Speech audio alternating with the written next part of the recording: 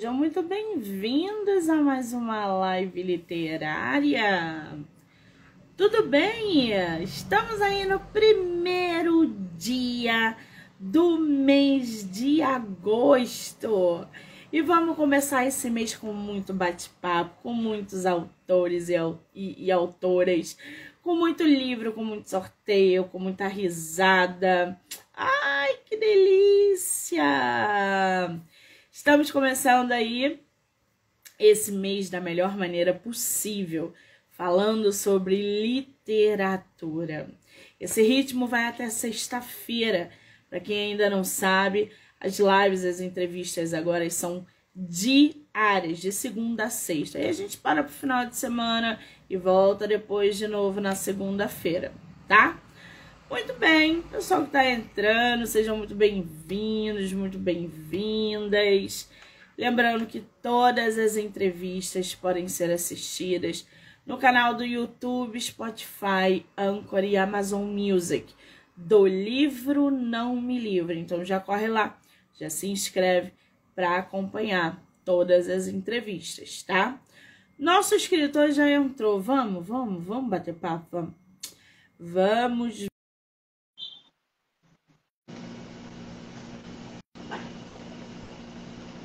Opa! Agora eu estou vendo o nosso escritor, Cacá, querido. Muito bem-vindo. Tudo bem? Obrigado. Tudo bem com você? Tudo sim.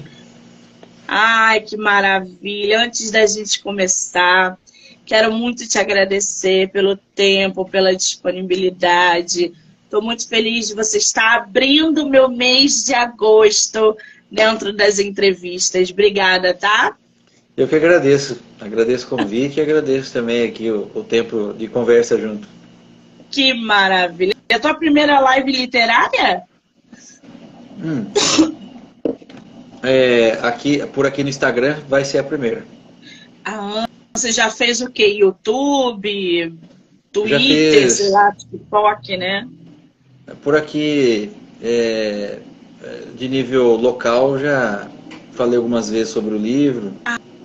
Ah, entendi. É o podcast presencial, né? Que tem um espaço físico bacana. Muito bem, assim tira um pouco da responsabilidade, né, gente? Da gente ingressar nosso escritor aí na entrevista. Cacá, querido, você é de qual lugar do Brasil? Eu sou de Bitinga, São Paulo, a famosa cidade do bordado.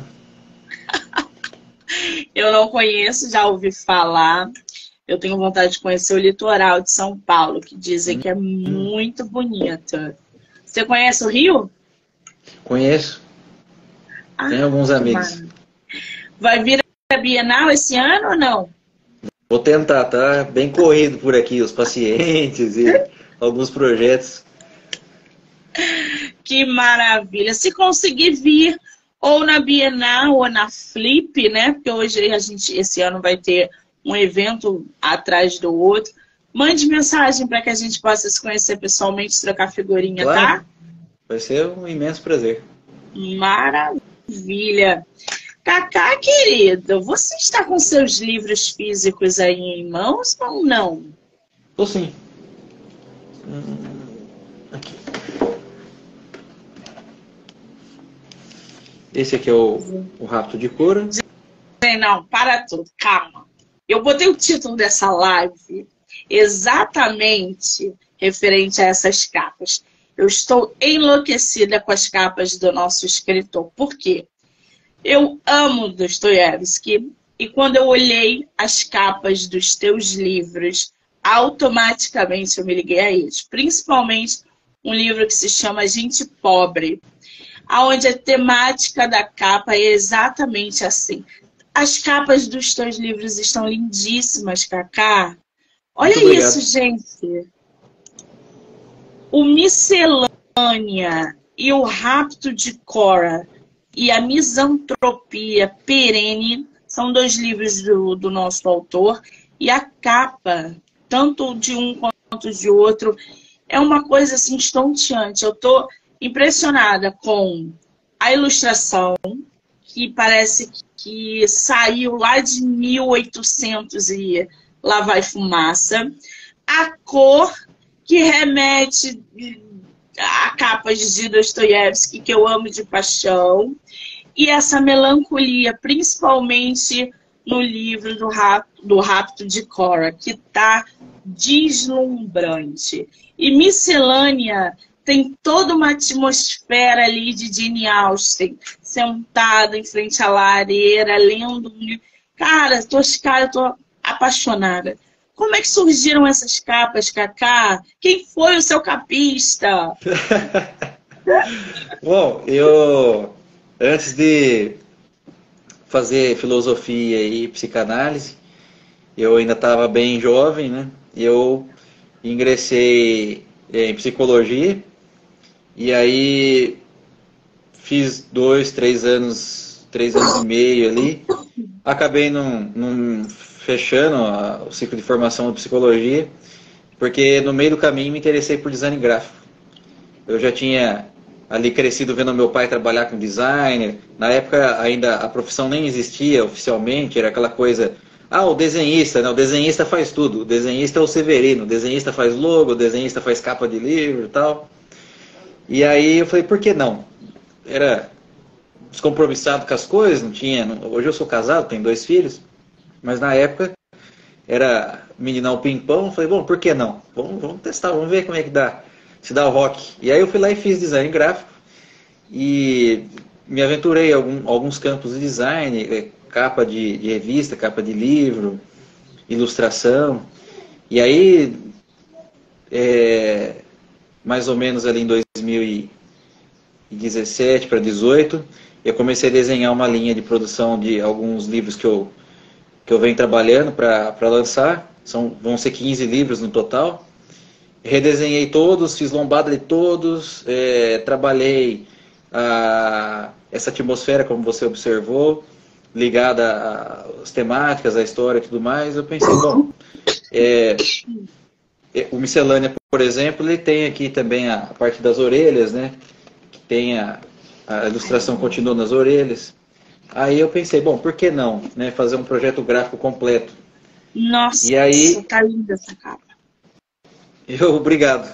Eu fui lá e comecei a desenhar a capa de todos eles, com as indicações, com as referências de obras que eu ali trabalhei para poder escrever, atrás algumas informações, a neutralidade das cores aqui no fundo, Exato. A disposição dos textos.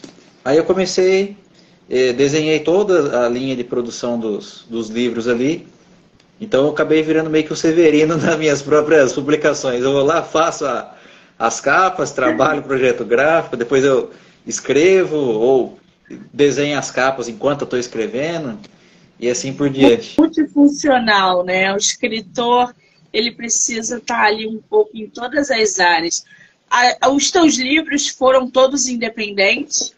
Você produziu tudo? Caramba. Todos independentes. Eu tive muita sorte de ter feito aula ali com o Marcelino Freire. Não sei se você conhece, o escritor Marcelino Freire. Maravilhoso. E aí, nossa, muito gente boa. Aprendi demais com ele. O Miscelânea, eu tive um contato prévio com o Braulio Tavares no começo. Ele me ajudou pra caramba. E aí acabou virando uma amizade à distância. Na época a gente trocava e-mail, não tinha assim rede social para falar direto com ele. E aí eu até comentei isso com o Marcelino depois. Eu falei, olha, ninguém podia imaginar que eu trocava ideia com o Braulio e o Braulio me aturava na época. Muito bom isso, né, gente? Agora, eu tô curiosa, na verdade, não só porque eu já li aqui a sinopse, já separei teus livros na minha lista, mas assim, gente, as capas dos livros do nosso autor foram produzidas por ele. Então vocês vão pegar aí uma temática totalmente diferenciada. Ô, Cacá, mostra para o pessoal que está chegando agora de novo, claro, a capa do Rapto de Cora. E olha isso, gente. Essa capa, eu estou muito apaixonada por essa capa. Vocês não têm noção como eu gosto de capa assim. E Miscelânea, que também é uma outra obra do nosso escritor, que tem esse jogo de... Nossa! Ai, gente, que qualidade de capa. Vocês sabem que eu sou doida por capa, né? E ó, capa vende, tá? Uma capa bem produzida vende livro, não importa o que você pensa, o que vocês estão pensando sobre isso. Capa bem produzida, bem alinhada, bem desenhada, vende o livro. Ai, ai. Agora, ô Cacá, você tem um outro livro também que foge um pouco dessa temática de capa, que é O Efeito Laranja Mecânica. Eu tô certa ou eu tô equivocada? Isso mesmo. Isso mesmo. Esse efeito laranja, você tem ele aí em mãos? Esse daí e o Segredo dos Grandes Líderes, que ainda não está na Amazon e está só na editora, esses dois são só digitais por enquanto. Gente, o efeito laranja mecânica já tem uma outra pegada, uma coisa mais moderna, uma coisa mais cheia de cores, uma coisa que remete mais à atualidade. Mas a gente vai falar um pouquinho sobre ele daqui a pouco. Porque primeiro eu quero, Cacá, que você nos diga do que se trata o seu livro Rapto de Cora e a Misantropia Perene. Bom, o Rapto de Cora é o seguinte, eu pensei como condensar 10 anos de depressão crônica e toda essa distopia política que a gente vem vivido e mundo afora, né, não só aqui no Brasil, como condensar toda essa polêmica do macro e do micro, né, no sentido, esse sentido mais subjetivo, essa subjetividade sendo atropelada pelas questões externas. Como que eu condenso isso? Aí eu separei algumas obras que me dariam ali um ponto de partida. A primeira eu poderia dizer que foi o 1984, do George Orwell. A segunda obra eu poderia dizer que foi 7 minutos depois da meia-noite, né, que tem a história ali do Conor O'Malley, que conversa com aquela árvore imensa, que conta 3 histórias, e a quarta, no caso, seria a história que o Conor conta para ele, que eu diria até que esse livro é um clássico moderno, assim, tamanha importância que ele tem. Para quem gosta de storytelling, super recomendo, é impressionante assim a narrativa, né? Eu diria que uma terceira obra que me ajudou a pôr os trilhos desse livro foi,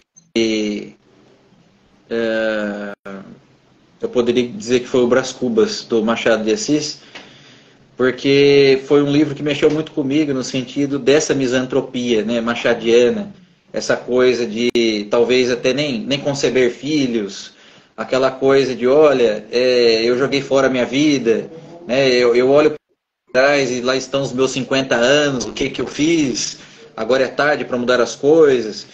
E aí eu pensei, bom, como é que eu condenso esses pontos aí, né, uma coisa distópica, com essa misantropia, a lá século XIX, com uma contação de história, como é que eu faço isso, né?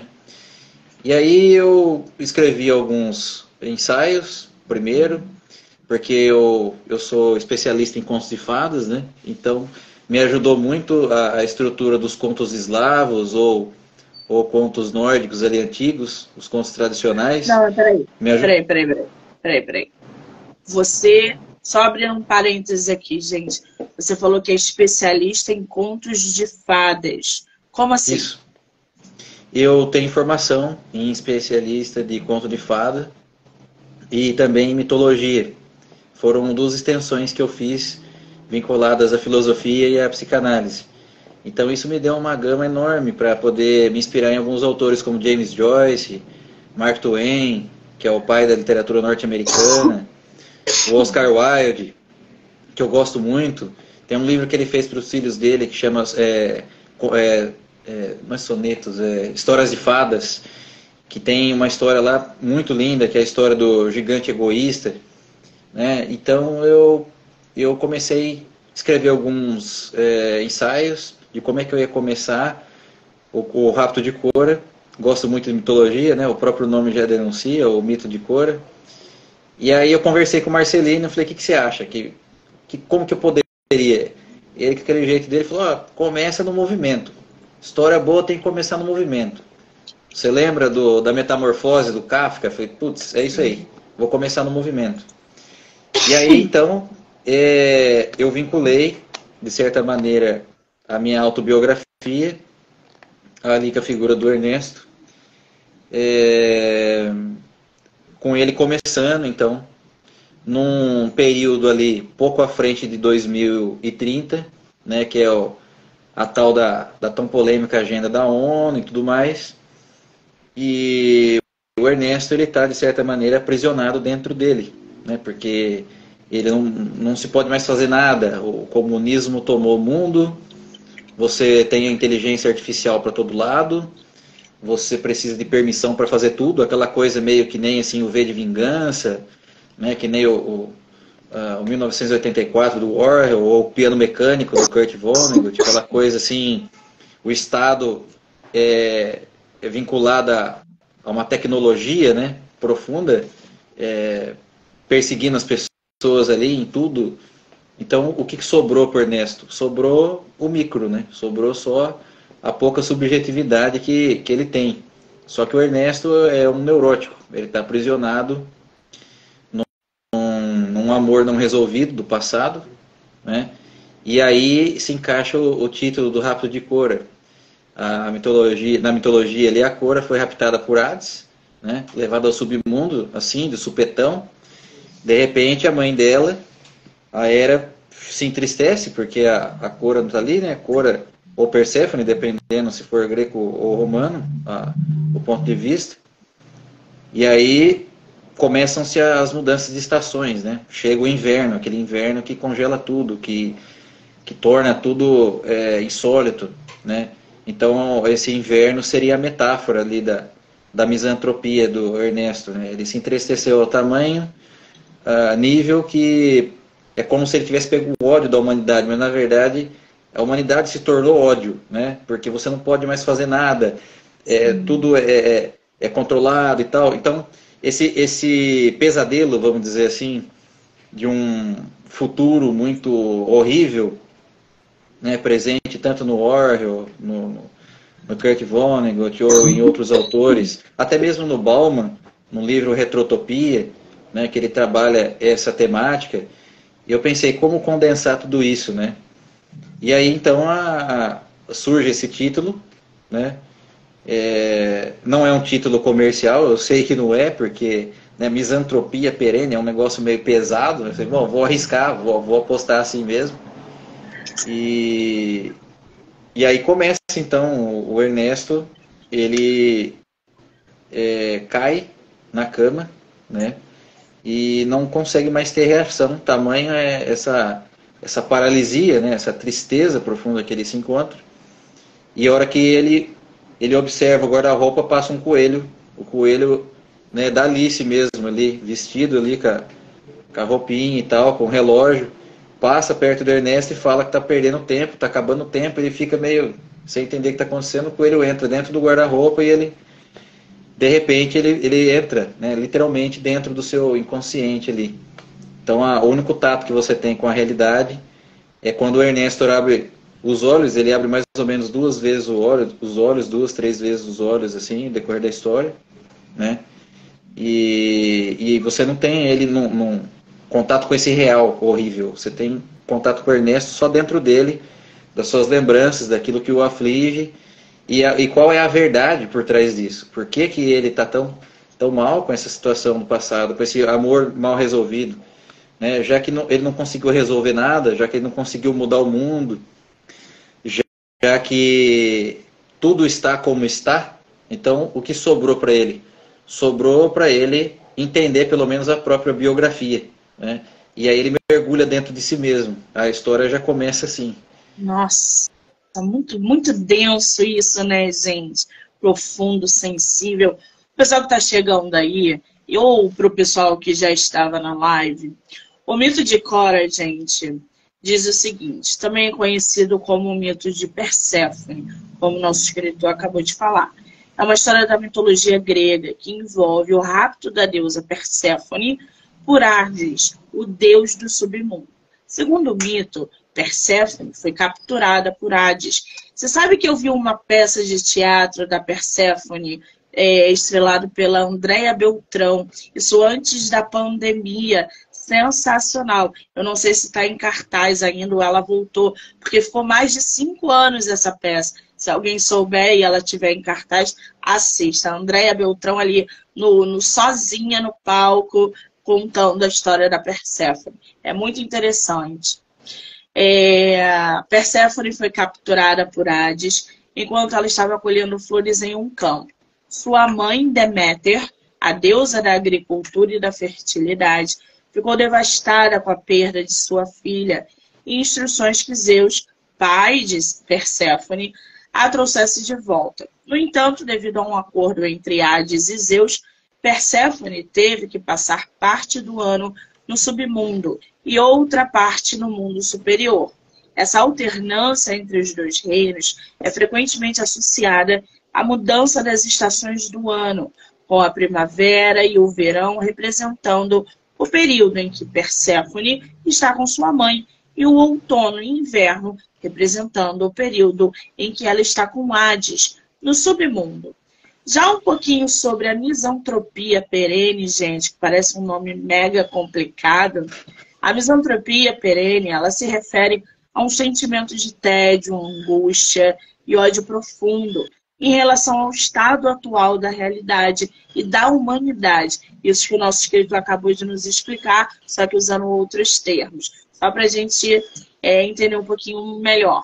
É uma aversão contínua e duradoura em relação às pessoas e à sociedade como um todo. Essa perspectiva misantropa é caracterizada por um sentimento persistente de desgosto em relação aos seres humanos e a maneira como eles vivem e interagem no mundo. A misantropia perene sugere que esse sentimento de aversão é constante e está enraizado profundamente, permanecendo ao longo do tempo. Caramba, quanta coisa que você está nos trazendo, hein, Cacá? Que coisa maravilhosa. Eu vou ler aqui para vocês, gente, um trechinho da sinopse do Rapto de Cora, só para vocês entenderem quem é o Ernesto, que o nosso escritor acabou aí de explicar. A escolha do nome Rapto de Cora torna a obra muito sugestiva, uma vez que se refere ao mito grego, que a gente acabou de falar aqui, já que Ernesto viu sua juventude e inexperiência raptada por um amor que nunca aconteceu, mantendo-o em um inverno pessoal por mais de 30 anos, onde agora outra coisa lhe foi roubada, a liberdade. Ernesto encontra-se em uma distopia futurista, onde a essência humana foi aniquilada por um autoritarismo global, tendo como único refúgio seu próprio inconsciente e seu passado. Como é que foi construir o Ernesto, ô Cacá? Qual foi, assim, o seu maior desafio ao construir um personagem como esse, um tema como esse, trazendo tantas reflexões? O Ernesto, posso dizer que foi um ponto de escape, porque eu estava trabalhando num outro livro, né? Que na verdade ainda estou trabalhando, é o Ícaro. É um trabalho assim, eu pelo menos julgo ser o melhor trabalho literário que eu já produzi, por isso que ele vai demorar um pouquinho ainda.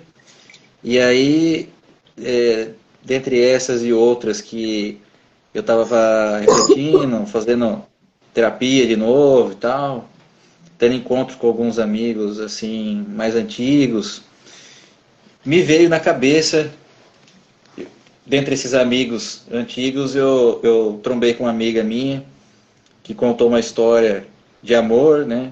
a qual ela se encontrava ainda aprisionada, vamos dizer assim, não estava meio parecida ali com o Ernesto também. Um amor assim de mais de 30 anos atrás, onde a história toda, a forma que não acabou, né? A forma que foi interrompida, fazia ela sofrer e tudo mais, que ela ficava pensando, e se eu pudesse voltar, e se eu pudesse corrigir aquilo, e se eu pudesse e tal. E hoje ela já tem filhos, e uma filha dela já tem filho, então quer dizer, aquela história ainda está lá, dando looping na mente dela, como que eu poderia ter feito, se eu pudesse mudar e tal. E eu pensei, eu acho que essa é a substância, assim, primária para eu construir o Ernesto. Eu preciso tirar esse sofrimento do papel, né? Preciso tirar primeiro de dentro de mim, pôr no papel, depois tirar do papel, expor essa coisa em público, fazer com que as pessoas se identifiquem com uma história real. A minha preocupação, em primeiro lugar, era trazer uma história real, uma história que as pessoas pudessem se identificar, porque como leitor, como crítico literário, como psicanalista, né, todos esses anos lendo uma obra atrás da outra, você vê que caiu assim. É claro que tem muita obra alternativa de autopublicação que surpreende a gente, né? Você fala, nossa, caramba, esse livro podia ter mais destaque, por que um livro desse não está, né, numa primeira pilha ali de uma livraria, alguma coisa assim, por que ele não sai, né, numa revista, mesmo que fosse uma revista online, ou assinaria, ou por que não sai na Gazeta um negócio desse? Mas no geral, eu tenho a impressão de muitas obras serem muito panfleteiras, assim, de ficar muito apelando para uma visão política da coisa, sabe? E aí eu falei, eu não quero fazer nenhum negócio, como se diz, conservador, nem de esquerda, não quero. Eu quero contar uma história verdadeira, né? Que a pessoa possa se identificar a quem, rompendo esses muros da polarização, né? Eu não... Apesar de falar sobre política, mencionar a questão política, não vai ser uma obra política, né? Parece que desde os anos 40 o mundo ele vem ali mergulhando em obras panfleteiras, né? Até o Orwell chegou a falar sobre isso em alguns ensaios, como por exemplo Por que Escrevo, ele falou sobre isso. Então eu falei, a primeira preocupação é essa, eu não quero fazer uma obra panfleteira de nenhum tipo, né? Não quero fazer nenhum endosso político, apesar de eu falar sobre a condição política. E em segundo lugar, a minha preocupação foi como eu posso trazer esse tato, essa substância humana, de modo que eu consiga trazer o leitor para dentro do livro, né? Porque eu penso que uma história, uma boa história escrita, ela tem o mesmo efeito de uma boa música que você consome, ou de um bom filme, né? Essas obras, elas puxam você para dentro. Você começa a ouvir, por exemplo, uma composição de Schumann, ou de Bach, ou de Brahms, ou de Strauss, né? E você acaba sendo absorvido pela peça. Você, de repente, está dentro da melodia, da composição. E o contrário também acontece. Quando você vai ver um bom filme, você até esquece que você está na frente de uma tela. Parece que você está ali em algum canto enquanto a história está acontecendo. Parece que você está escondido, vendo o que está acontecendo. Você está acompanhando ali os personagens ali né, atrás de uma parede, atrás de um tronco de árvore. Você está imerso dentro daquela narrativa. Então eu pensei, como colocar o leitor dentro de uma história que traga um pouco de verdade, que traga algo sincero, né? Eu lembro muito do professor Olavo de Carvalho falando que obras como as do Machado de Assis, obras como as do Lima Barreto, ou do Dostoiévski, como você citou anteriormente, estavam em falta. Por quê?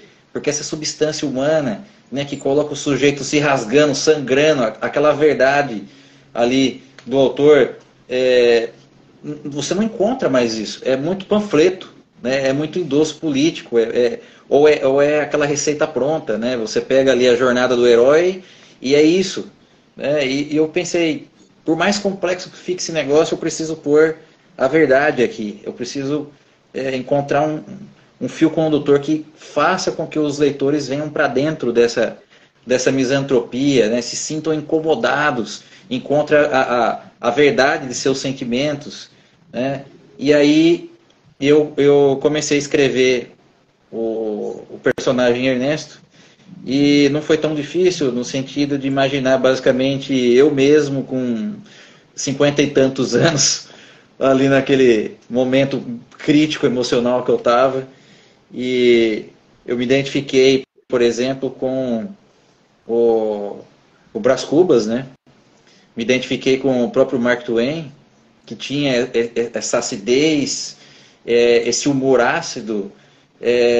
Você vê, por exemplo, no Estranho e Misterioso, que ele faz ali críticas ácidas, mas são críticas sinceras, profundas, né, que beiram a psicanálise. Tem, o tradutor do livro até assimilou essa obra do Mark Twain com algumas análises junguianas, assim, uma coisa meio quase xamânica, né?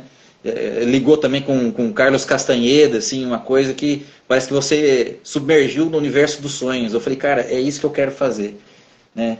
E aí eu pensei, como eu gosto muito de Fernando Pessoa, como eu ia fazer uma história de 3 camadas, né? O Fernando Pessoa, ele leu muito Sherazade, que escreveu As Mil e Uma Noites, que é aquela coisa de uma narrativa dentro de outra narrativa, dentro de outra narrativa, né?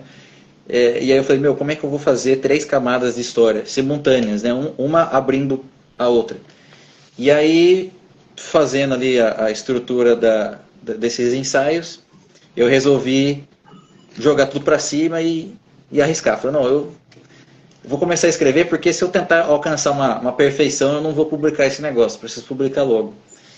Então a primeira narrativa é o Ernesto ali, nesse estado futuro de coisas, onde você está congelado nesse presente horrível, né? Nessa ditadura global, onde nada é permitido, onde você é restringido tanto pelo Estado quanto pela tecnologia. Então, como não sobra muito espaço para o personagem ali se locomover numa situação dessa, sobra a sua substância, né? o seu inconsciente, a sua subjetividade. E aí começa a narrativa dentro da narrativa, porque a hora que ele basicamente desmaia, a hora que ele adormece, né? Você tem lapsos de memórias dele confundidas com o que ele gostaria que fosse, né? E aí ele faz reflexões, por exemplo, com James Joyce, personagens do James Joyce, com As Mil e Uma Noites. Ele faz reflexão com a tabacaria do Fernando Pessoa, né, que o Fernando Pessoa está ali no quarto, e aí ele começa a fazer uma análise crítica do outro lado da rua, né, que está a tabacaria. De repente ele faz uma análise sobre o tempo, sobre a língua que vai morrer, sobre as pessoas que também vão. É uma espécie de misantropia também, que o Fernando Pessoa está ali, né? Aí ele acaba falando, olha, esse universo inteiro vai acabar, mas o homem chegou à porta. Aí ele volta para a tabacaria, né? Ele sai de toda aquela reflexão enorme que ele está ali, volta para a tabacaria, vê o sujeito metendo a mão na algibeira da calça, ele fala, eu conheço, é o Esteves. Eu falo, oi, Esteves. O dono da tabacaria sorriu e o universo se recompôs. Quer dizer, a ideia era fazer exatamente isso. Pegar o esqueleto, a espinha dorsal da tabacaria, do Fernando Pessoa, tanto que tem a tabacaria dentro da história, né? O Ernesto, o ápice da história é quando ele encontra os autores dentro de uma tabacaria. E eu pensei em fazer, a primeira narrativa então é ele ali, desmaiado na cama, totalmente indisposto. Quando começa a segunda narrativa, que ele está dentro ali das suas memórias, naquela coisa do sonho, ainda disforme, ele está tentando entender o que aconteceu, se ele morreu, se ele está morrendo, o que é isso, né? Se está meio no caminho da morte do Van Illich ali, do Tolstói, o que está acontecendo com ele? Essa seria a segunda narrativa, seria o começo da jornada do herói, vamos dizer assim, e ele tentando entender onde é que ele está, que lugar é aquele, por que ele está revivendo algumas coisas que ele já viveu. E a terceira narrativa seria ele ali dentro da tabacaria, quando ele adentra essa tabacaria, e eu tentei transmitir uma coisa que o escritor francês, o J.K. Huysmans, ele traz, ele que era um decadentista, né? Ele tem uma coisa muito sensível com cheiros, né? O Orwell também tinha, mas eu acho que o Huysmans ele tinha mais, assim. Ele traz um tato bastante olfativo para o texto, né? Então eu comecei a brincar também com essa coisa da sensação do leitor. Então vai ter trechos ali que vai brincar com a questão do tato, né? Coisas pontudas, coisas cortantes, coisas ásperas, coisas secas. De repente vai brincar com a questão visual. Então você vai ver coisas translúcidas, coisas densas, coisas muito escuras ou coisas muito luminosas. Depois você vai ter a brincadeira do olfato, né? Os cheiros ali dos tabacos, os cheiros ali dos uísques, a descrição da madeira envelhecida, tal, no barril. E aí finalmente a questão do gosto, né? Da questão palativa da coisa. Quer dizer, provar tudo isso de uma só vez. Provar a questão do tato, provar a questão ali auditiva, né? E esse ponto alto é a hora que ele encontra os autores. E aí eu brinquei com uma coisa do Maquiavel.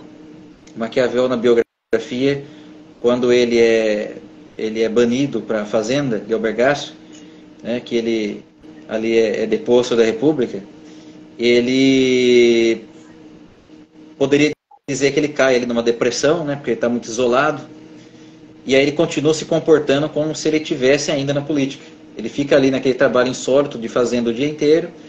E quando chega a noite ele toma banho, veste a roupa de seda dele e deixa um aviso: agora eu vou me encontrar com os grandes do passado. Aí fica um negócio estranho, fala, como assim vai encontrar com os grandes? E ele estava sentado na mesa lendo Homero e outros ali, né? Então eu peguei para mim, eu me apropriei disso, como eu fico muitas vezes aqui à noite trabalhando aqui no meio da madrugada, eu já viro até costumeiro brincar com os meus alunos, falar, agora eu vou dar tchau para vocês, que eu vou me encontrar com os grandes. E eu trouxe essa coisa pro Ernesto, né? A brincadeira do encontro com os grandes. Então eu coloquei basicamente todos os autores que me influenciaram ali. Pode falar, pode falar. Pô, tá cheio de aluno seu aí na live, uma galera entrou, daqui a pouco sai, daqui a pouco entra de novo. Os alunos aí do nosso escritor, sejam muito bem-vindos. Estou vendo só as mensagens que foram passando aí. Que legal, gente. Agora, o Rápido de Cora, gente, tem assim de avaliação, tá? Eu vou ler algumas aqui para vocês. Só elogios sobre a obra do nosso escritor. É uma narrativa que representa uma faceta do espírito do homem contra tudo de ruim hoje. No caso do livro, tudo de ruim no futuro. Essa dinâmica do escritor é sensacional. A capa tem uma pegada, a história tem outra e ele traz outro tempo. Ou seja, ele vai jogando com o leitor ao longo de toda a obra. Gostei da maneira que foi retratado personagens da literatura no livro e referências de vários escritores. Como a gente pode ver, o Kaká colocou algumas referências dele aí pra gente no que ele acabou de falar. E só referência boa, né, gente? Vamos combinar. Causa um desfecho, se libertando de tudo, tornando-se um super-herói, indo para o arcabouço dos personagens fascinantes da literatura brasileira. O brilhantismo das referências psicanalíticas. Super recomendo.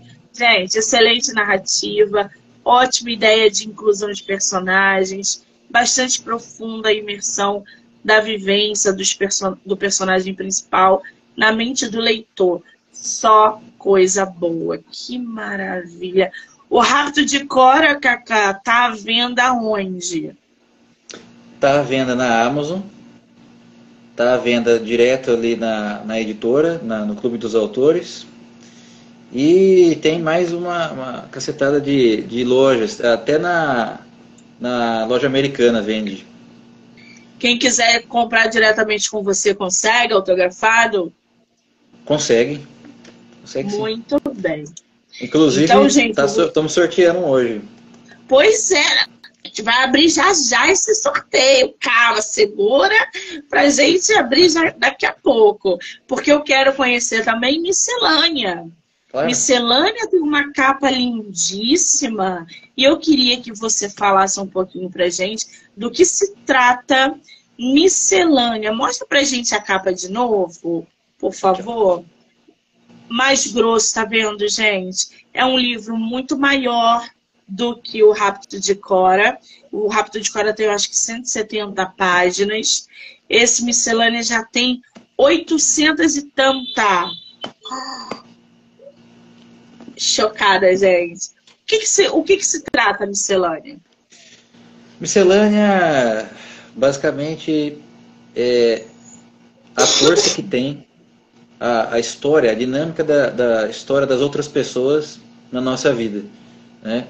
Então, como a vida das outras pessoas na nossa pode transformar-nos completamente, pode tirar você do ponto A e levar diretamente para o fim do alfabeto, né? Você viver coisas ali jamais imaginadas. Então você tem a Catarina, que é uma escritora que mora em São Paulo, né? O livro começa no Parque Ibirapuera. A Catarina está rompendo o seu noivado, né? O noivo dela ali chega ali e termina com ela. Ela vai para um barzinho e conhece o Diego, que é um músico, que está tocando inclusive Adriana Calcanhoto, né? Tem muita MPB na obra, tem Ana Carolina, tem Adriana Calcanhoto, tem muita música brasileira aqui no Miscelânea.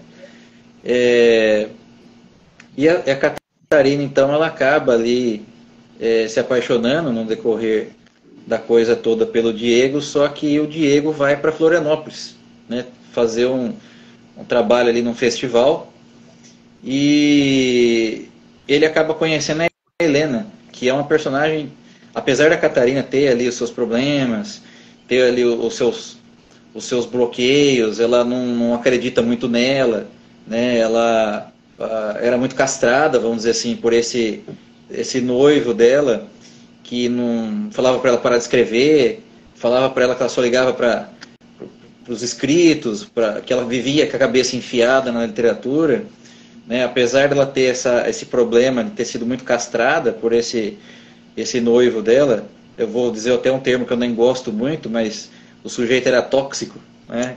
Ficava ali o tempo inteiro castrando ela ali, num relacionamento meio abusivo. A Helena acaba sendo muito mais profunda, porque a Helena foi abusada quando era criança. E quando eu escrevi o Miscelânea, a ideia foi levantar uma observação. Foi em 2013 que eu comecei a escrever o Miscelânea, e eu cheguei a conversar na época com alguns amigos ali da área da psicologia, né? E eu queria colocar em evidência essa coisa do abuso infantil, né, mais atenção a esse tipo de violência e tudo mais. O estrago que isso pode fazer definitivo na vida de uma pessoa. Então, o Miscelânea tem essas polêmicas, assim. Tem um momento que a Helena acaba se lembrando, né, do que aconteceu com ela e como ela acabou ficando, vamos dizer, bloqueada para relacionamentos. Ela não conseguia mais ser tocada por outro homem, a não ser o amigo dela, o melhor amigo dela, que é o Marcos, que no caso é apaixonado por ela, mas é aquele amigo ali na friend zone. Ele nunca mostra realmente o que ele sente, porque ele sabe que se ele sentir, ele vai perder ela, porque ele sabe desse trauma dela, então ele fica ali sofrendo em silêncio. Então o Miscelânea é bem mais assim, nesse sentido de tato, de relações, ele é bem mais complexo, assim. O Rapto de Cora é um único cara, né? É o Ernesto do começo ao fim, só tem um personagem. É por isso que ele é tão diferente, né? É só o Ernesto, do começo ao fim, e os outros personagens que aparecem na história são os autores. É o próprio Machado de Assis, que está lá falando com ele, é o próprio Mark Twain, que está falando com ele, é o próprio Oscar Wilde e é o próprio Kafka, né, que está falando com ele. No Miscelânea já são essas relações ali humanas, né, a história das pessoas. Quando o Diego, no caso, que é o músico, volta para São Paulo, a Catarina descobre e está indo encontrar com ele, mas ele já começou um relacionamento com a Helena, então como é que vai acabar isso? Ele vai magoar a Helena, ele vai fazer isso com ela, agora que ela superou toda aquela questão da infância, ela vai ter ali o estado emocional desmoronado, de novo, por mais uma decepção, né? Ou não, será que ele vai ficar com ela, mas aí quem vai se decepcionar muito vai ser a Catarina, que começou esse enlace, saindo de um relacionamento abusivo. Tem um sujeito que vem da Itália, que chama Enzo, né? E ele trabalha num tráfico literário, então eu exponho assim o submundo da literatura.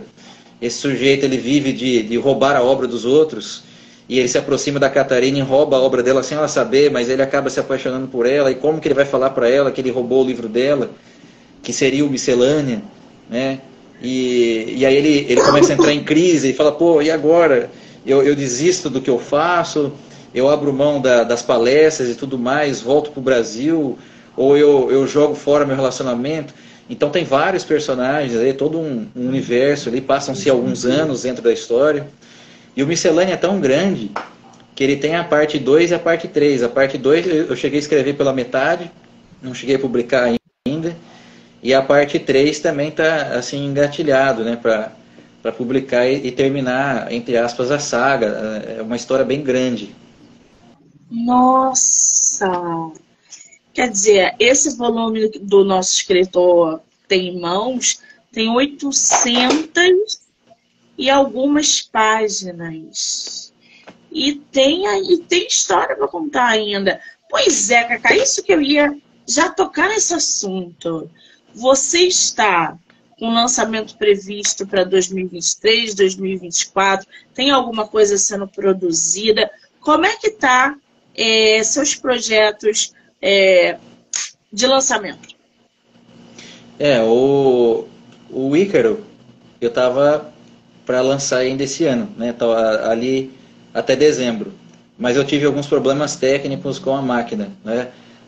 O computador resolveu ter alguns problemas ali na placa e tudo mais, acabou atrasando essa parte da produção. Quando eu consigo, eu vou anotando algumas coisas no Word aqui do celular mesmo, para não pisar na bola com o pessoal que gosta, né, ali dos livros e dos alunos também, que eu cheguei até de fazer uma dedicatória aqui para eles no Rafto de Cora, né? Nas primeiras páginas tem uma dedicação aqui, uma dedicatória para os alunos. Cito Belchior, né?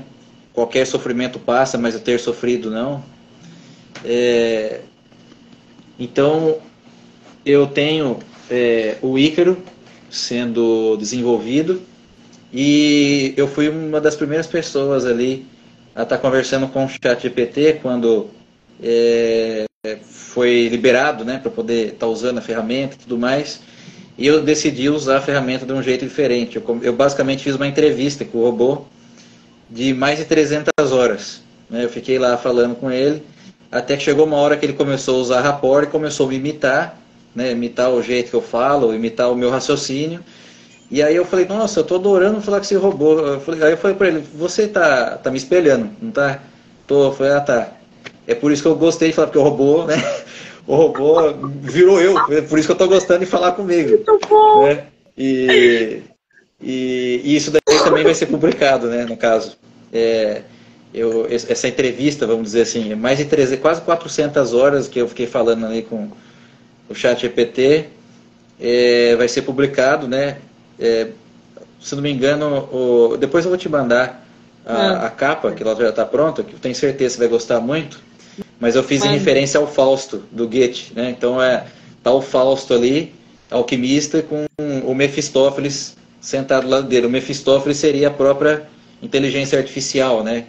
Que é uma coisa assim, parece um espírito, parece uma entidade, tamanha a desenvoltura intelectual da máquina ali falando com você e tal. Então eu fiquei ali conversando com quase 400 horas ali e falei, deixei claro para ele, falou, eu vou publicar isso aqui, posso? Pode, desde que você me dê crédito. Eu falei, não, tá tranquilo. Aí eu ia copiando tudo e ia jogando pro Word lá, as respostas, tudo, a dinâmica das respostas. Eu vi algumas pessoas falando que o ChatGPT não era tão profundo, dava respostas assim muito genéricas. mas eu posso discordar, viu? Ele chegou a falar até sobre a eternidade. A gente chegou num nível muito assim filosófico mesmo. Eu comecei a citar Aristóteles, ele começou a citar alguns filósofos árabes, o negócio foi longe. Citamos Buda, falando sobre transcendência. Impressionante. Foi bem legal. Impressionante. É muito impressionante o que ele pode fazer, gente. Quem ainda... Tem muita gente com medo ainda. Tem muita gente ainda que está hesitando, trabalhar, conversar, interagir. Mas o fato é que a inteligência artificial, ela já é real, ela já está entre nós, ela pode ser usada positivamente e negativamente. E por conta disso tem muita gente com medo, inclusive profissionais de diversos ramos. Mas é impressionante o que ela pode fazer. Impressionante, tá? Agora, Cacá, me diz uma coisa, vamos abrir o sorteio? Vamos ver sim. Então, você vai sortear o que pro pessoal? Mostra pra gente. Ó, o Rapto de Cora vai ser de alguém que está aqui hoje. E é só mandar mensagem ali no inbox. A gente vai estar fazendo um sorteio ali com os nomes. Vai ser exemplar, vai ser livro físico.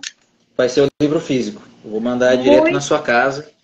Tudo bem. Então, ó, o sorteio está oficialmente aberto a partir de agora. Como é que vai funcionar? O pessoal que está na live vai printar aqui a live e vai mandar no direct do nosso escritor. Cacá, escreve seu Instagram aqui nos comentários, por favor. Opa! Ele vai escrever, vocês vão printar a live e vão mandar no direct dele. A primeira pessoa que fizer isso vai ganhar o exemplar, ou seja, o livro físico do nosso autor. O Instagram dele é @kk.abelhaoficial. Já corre lá, gente, para vocês.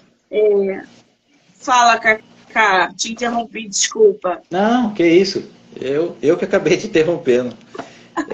Eu só queria lembrar aqui rapidamente do grande parceiro que eu tive, né, na introdução do Rapto de Cora, que foi o Dr. Alessandro Loyola, meu amigo. O Loyola tem um trabalho ali na reposição de testosterona, né? Ele tem mais de 27 livros publicados, é uma máquina, né? E eu diria até que é um dos maiores intelectuais que a gente tem no Brasil em atividade hoje, ali ao lado do professor Felipe Pondé, do Olavo, que infelizmente faleceu, do professor Clóvis e dentre outros ali. O Alessandro Loyola é uma figura assim, sem precedentes. Quando eu convidei ele para fazer a introdução, ele topou na hora, a gente teve uma conversa super divertida, falamos sobre o Meu Pé de Laranja Lima e dentre outras obras, né? Apanhador do Campo Centeio. E aí ele fez a introdução aqui, né, no Rapto de Cora, preparando o leitor aqui para o que ele vai estar enfrentando aqui, né? Então, se você me permitir, posso ler a introdução? Claro, tem só uma página. Pode. Então, o Loyola fez uma brincadeira aqui, né, com o Abra-te de Sésamo, já que eu cito vários contos do Mil e Uma Noites no decorrer do livro. Ele citou ali o título de né, que é o do Alibaba e os 40 Ladrões. E aí ele começa aqui, né? O Rapto de Cora não é um livro policial sobre sequestro, mas é um livro policial e sobre sequestro na medida em que se investiga e expõe de maneira crua o quanto abandonamos a ocupação do autoconhecimento como uma ferramenta para recuperar nosso encanto com a preciosidade dessa existência, e o quanto a cultura atual nos sequestrou em um cativeiro que relegou essa missão a um segundo plano de importância. Em sua viagem interior, o personagem principal, Ernesto, se depara com esse rapto e questões nucleares do espírito humano. A raiva é um tipo de homenagem e devemos ter cuidado tanto com ela quanto com a tristeza, pois ambas apresentam o risco de tornarem-se uma espécie de vício. Estamos atentos o suficiente para isso? Nossa vida ocorre no intervalo entre o desejo de não perder o que já alcançamos e a esperança de ser o que ainda não somos, mas insistimos em tornar a maior parte de nossa história um acordo de mentiras e uma coletânea de figuras superficiais. Estamos realmente preparados para aceitar que para haver felicidade é preciso haver sofrimento? Buscamos a verdade ou buscamos a felicidade? Porque ambas nem sempre estão no mesmo lugar e ainda mais raramente encontram-se onde desejaríamos que estivessem. Se o privilégio dessa vida é o de poder tornarmos-nos quem realmente somos, devemos estar alerta para o fato de que o que mais queremos saber é encontrar onde menos queremos procurar. Finalmente, por que com tanta frequência perdemos a esperança? Devemos acreditar que ainda há esperança em algum lugar? Se houver, seremos capazes de reencontrá-la? Através de quais caminhos? Apra-te de Sésamo. Loyola, junho de 2022. E aí então começa o livro. Que espetáculo! Só frisando que os livros do nosso escritor estão à venda no site da Amazon. Lá vocês vão conseguir pelo Kindle e o formato físico. Tá rolando sorteio do Rapto de Cora.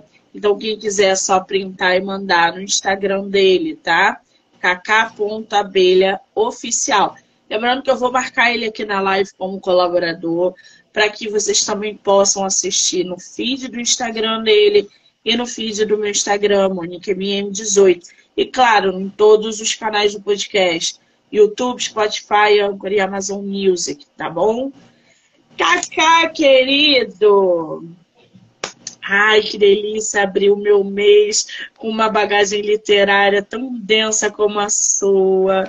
Trocar uma ideia com uma pessoa interessante como você, inteligente, denso, trazendo obras lindíssimas com temáticas importantes e relevantes, com capas que eu tô apaixonada até agora por causa dessa pegada de cores e melancolia.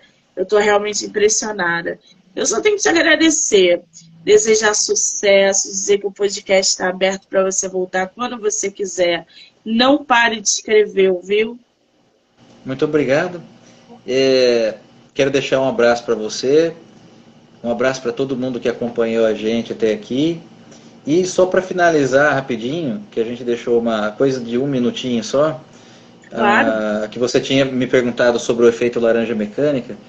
Basicamente é um livro que mostra o perigo, né, dessa coisa da fake news como crime de opinião e para onde isso pode nos levar, no sentido de, para quem assistiu o filme ou leu o livro do Laranja Mecânica, né, a gente sabe que ali a estrutura midiática transforma o vilão em mocinho, né? Ele começa ali saqueando, matando, estuprando, de repente ele passa por aquele programa de tirar a violência de dentro dele e ele vira ali a vítima, né? Ele termina enlouquecido numa cama de hospital com a mídia falando para ele, olha, calma que agora a gente está do seu lado, né? Não vai ficar assim. E aí ele está lá totalmente enlouquecido, o cara tá pondo a comida na boquinha dele. E isso me fez lembrar de várias coisas bizarras que a gente viu no Brasil. Aquela coisa do sujeito que roubou o tatuador lá, pulou na casa do tatuador em São Paulo, e ele escreveu "sou ladrão e vacilão" na testa do camarada. Então esse tipo de situação, né, por mais assim que não se deva, como Sócrates disse, pagar a injustiça com outra injustiça, mas o perigo de transformar opinião em crime, né, pode modelar a realidade, né, nesse efeito laranja mecânica, transformar uma pessoa em algo que ela não é, através da opinião da mídia, né? Então a gente vê isso, por exemplo, sendo muito usado ali, esse canhão sendo usado no cenário político, né? Você pega uma figura e você bate nela, você inventa coisas, você deforma opiniões e transforma essa figura em outra figura. Você cria ali uma dicotomia maniqueísta, né? Fica sempre o bem e o mal. Uma figura representa o bonzinho, outra figura representa o malvadinho. Você não sabe muito bem ali o que é que está acontecendo. Você é obrigado a seguir esses dois polos. Então esse perigo desse efeito laranja mecânica, né? Onde o próprio H.G. Wells traz ali na Guerra dos Mundos, que ele coloca uma cidade inteira sendo comandada por uma rádio. Olha, vocês estão sendo invadidos por alienígenas e tal, as pessoas saem correndo, abandonando as casas. Quer dizer, o perigo que é o controle de narrativa sobre as nossas vidas, moldando a própria estrutura da realidade.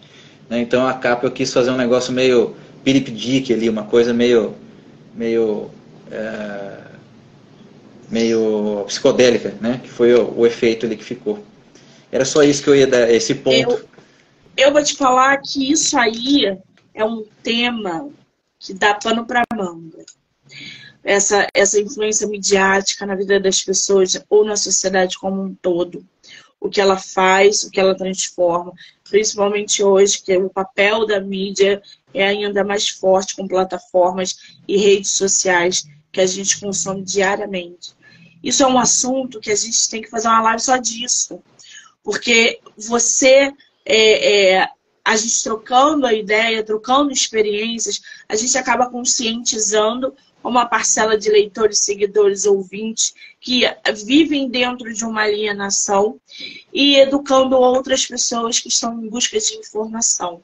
Assim, gente, eu estou falando educando entre aspas, conscientizando entre aspas, trocar ideias sobre esse papel midiático na sociedade atual. Isso é um assunto de live que é muito importante. Pronto, já queria que você voltasse para o meu projeto, já está convidado para voltar para o meu projeto, para falar sobre o teu livro, Efeito Laranja Mecânica. Volte, porque isso precisa ser conversado, trocado de ideias, a gente precisa ouvir pessoas, a gente precisa trocar essa experiência e, óbvio, ouvir as pessoas. A gente tem aí vários leitores, seguidores, ouvintes que acabam interagindo durante a live, então eu acho muito importante. E você, como da área, pode, melhor do que ninguém, explicar para a gente, conversar com a gente sobre esse papel midiático na sociedade. Então já está feito o convite. Volte, pode voltar, vou aguardar. Muito obrigado. É isso. Que bom, maravilha. Fica aqui meu grande abraço, então. O espaço aqui foi muito agradável. Muito obrigado. Eu que agradeço. Quero agradecer todo mundo que entrou, que saiu, que ficou aqui com a gente. Lembrando que está rolando sorteio do nosso autor. É só printar aqui a live e mandar lá no direct dele. kk.abelhaoficial. Hoje tem live até 10h30 da noite. Eu volto daqui a pouquinho. Kaká, um beijo, querido. Obrigada. Tchau, beijão. Até mais. Um abraço a todos.